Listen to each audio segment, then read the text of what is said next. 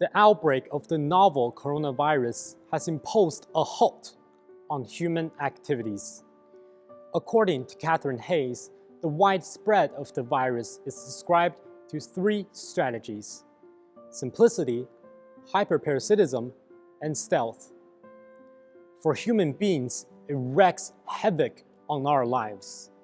However, for non-human species, the pandemic provides a rare opportunity for nature to heal itself. From my perspective, the virus not only allows us to ponder its infection strategies, and it also compels us to rethink our relationship with nature. First, the virus's core method for survival is simplicity. In the evolutionary process, humans evolved in cognitive complexity. In contrast, the virus strives for simplicity, reducing its genomes from 3,600 nucleotides to 218 at the RNA phase. This shortened sequence guarantees for rapid replication and prioritization of species survival.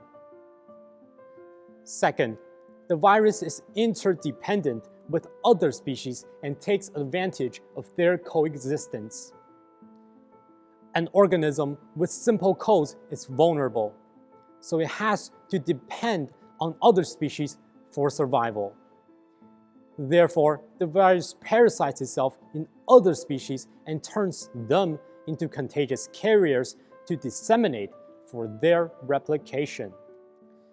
Third, the coronavirus efficiently responds in various situations.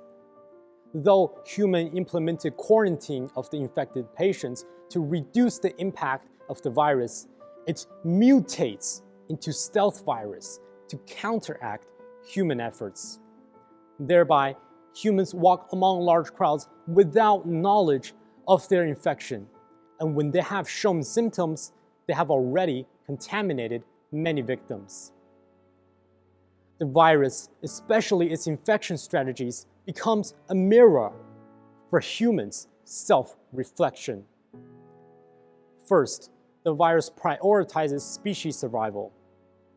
Before the rampant pandemic, humans are plagued by political factions, international conflicts, and cultural wars.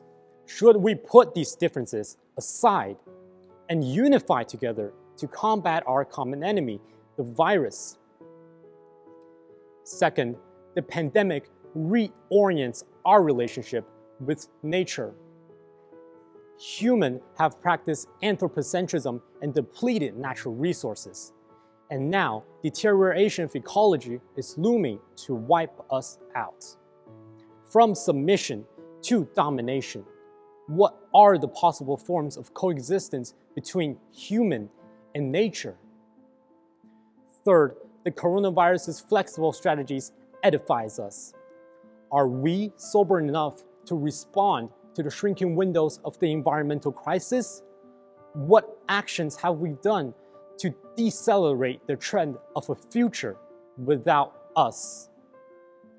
The coronavirus imposes anthropos for us to rethink our anthropocentric relationship with nature, and it compels us to envision new possibilities of a sustainable planetary future.